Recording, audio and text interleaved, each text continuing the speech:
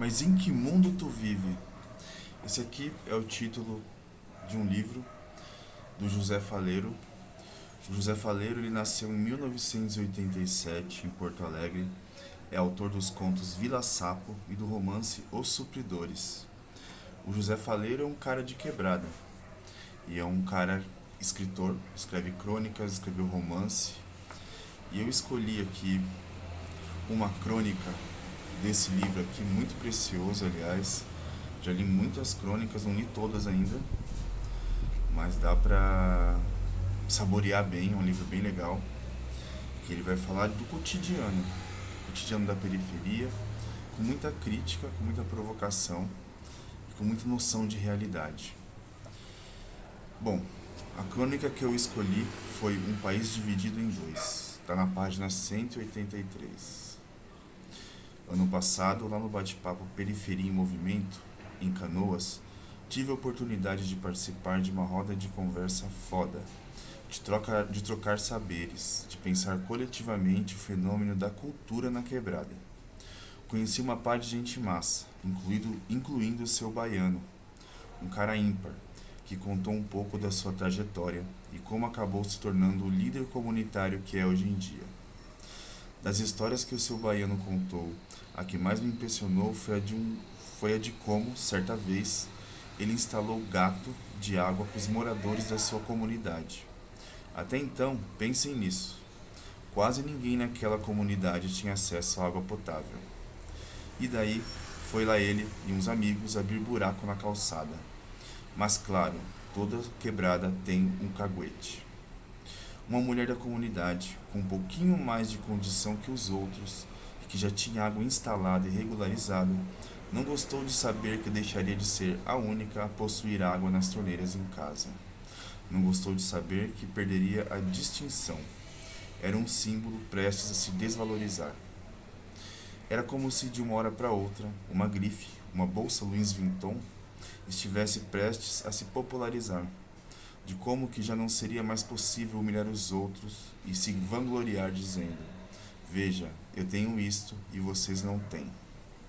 Então, vendo que um símbolo de injustiça estava prestes a perder o significado, a mulher, sem pensar duas vezes, fez o que a maioria das pessoas faz quando esse tipo de coisa acontece.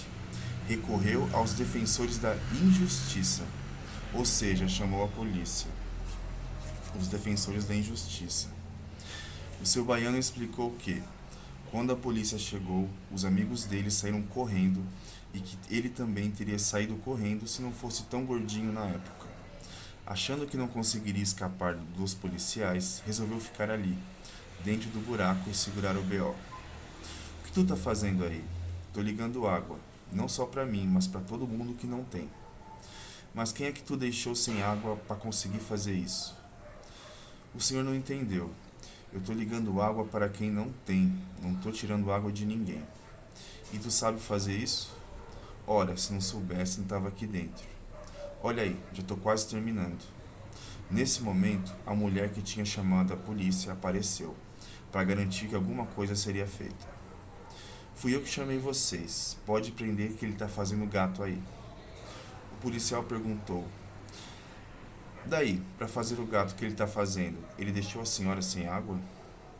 Claro que não. A minha água é regularizada, ligada lá do outro lado. Então, se a senhora não ficou sem água, tá se metendo por quê? Deixe o cara ligar a água. Depois de contar essa história, o seu baiano riu e explicou. Assim eu fui me tornando referência e ganhando o respeito da comunidade. Afinal, todo mundo tinha medo da polícia. Simplesmente não consigo definir o ponto que foi mais interessante nessa história que o seu baiano contou. Essa pequena história, me parece, é quase capaz de descrever o Brasil inteiro. Está quase tudo ali. A forma de pensar burguesa daquela mulher, a sua absoluta falta de empatia, a sua incapacidade de pensar coletivamente, o seu egoísmo. O fato de a polícia só aparecer bem numa história quando simplesmente se nega a fazer o que costuma fazer. E o cidadão que se cansa da falta e resolve fazer alguma coisa por si e por seus vizinhos. Mas acho que o que mais me chama a atenção nessa história inteira é uma frase que o seu baiano pronunciou e que foi prontamente entendida por todos, em toda a sua profundidade. Afinal, todo mundo tinha medo da polícia. Ali na sala, tinha lideranças de várias comunidades e também pessoas que não chegavam a ser lideranças, como eu, mas que vieram da periferia também. Então, não era todo mundo de uma mesma vila, de uma mesma favela, de um mesmo morro, mas ainda assim tínhamos uma origem comum, a quebrada. Todos ali eram de periferia, ou pelo menos engajados nas causas periféricas. E isso nos unia a todos. Como diz Dalva, a esposa do José, a periferia, mais do que um ponto geográfico específico num mapa, é um lugar existencial, onde existimos, da forma como existimos. E isso acontece em diversos lugares ao mesmo tempo. Foi por isso que o seu baiano não precisou ficar dando milhares de explicações depois de dizer: afinal, todo mundo tinha medo da polícia. Ele não precisou dar explicações porque todos nós sabíamos do que ele estava falando. Ali, embora cada um tivesse uma origem geográfica diferente, éramos todos oriundos ou identificados com o mesmo espaço existencial, a periferia, e por isso podíamos entender de imediato essa ideia que, por vezes,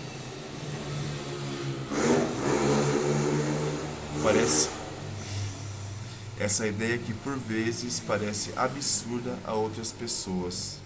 A ideia de todos, absolutamente todos, em uma comunidade inteira, criminosos ou não, terem medo da polícia.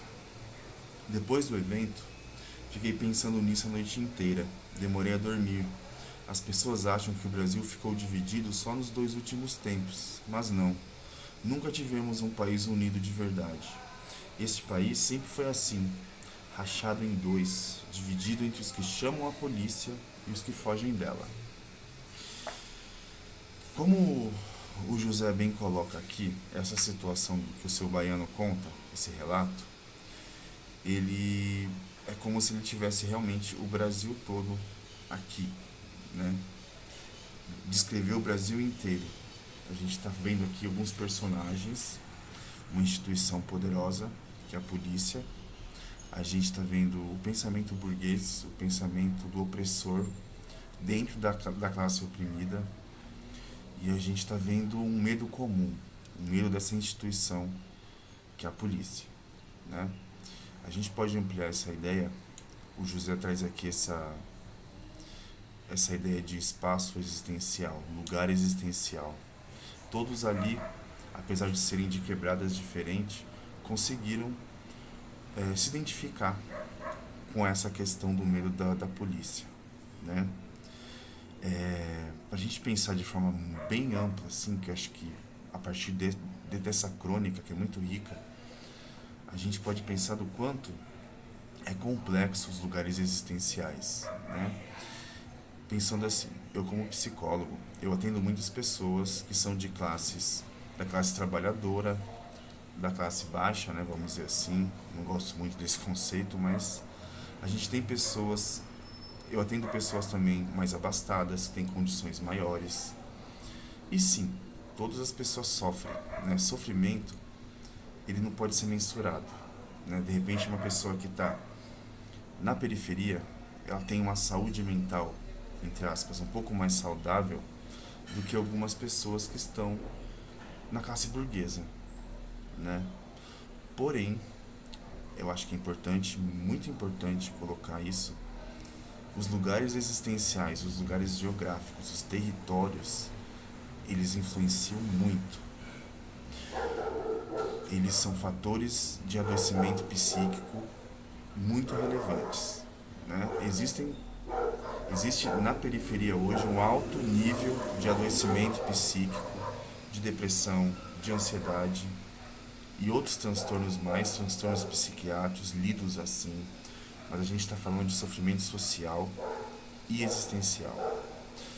Então, o que me ajuda talvez a tentar sintetizar essa ideia que é muito densa e complexa é uma frase que eu uso comigo mesmo e que me faz entender bem a questão do meu trabalho como psicólogo, psicanalista, a visão de sociedade, né, o sujeito, a sociedade, é a seguinte: todos nós somos iguais em direitos, ou deveríamos ser, claro, não somos na realidade prática, mas a ideia é essa: em direitos, todos nós devemos ser iguais.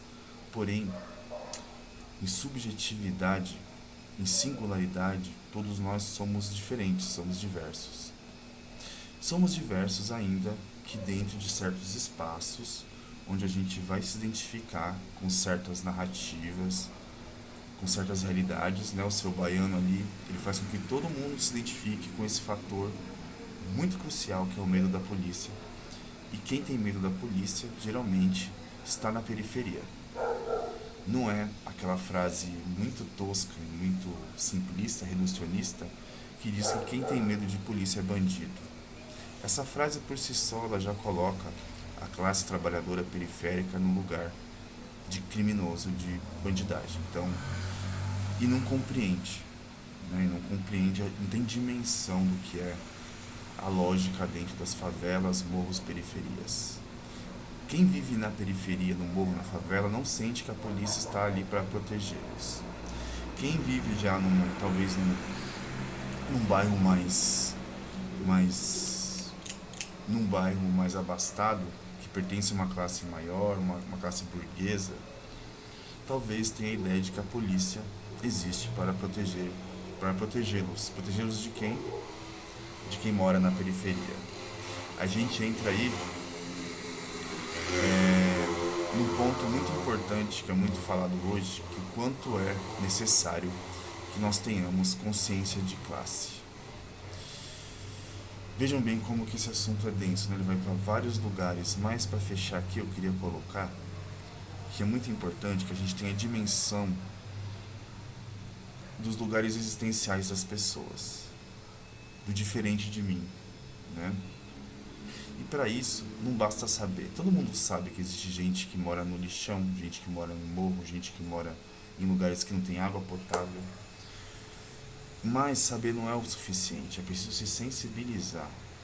E quando eu digo sensibilizar, não é a ideia de sensível como fraqueza, porque para você se sensibilizar com a realidade, sentir a realidade, é preciso ser forte. Isso aqui é spoiler do mundo real.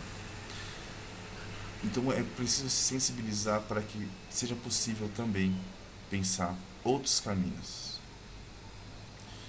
que não se repitam. Não é utópico, mas é necessário pensar, é necessário se sensibilizar. E como se sensibiliza? Tendo um olhar mais próximo, um olhar menos distante. Né? E para ter um olhar mais próximo, vai doer, né? Dói, é um baque.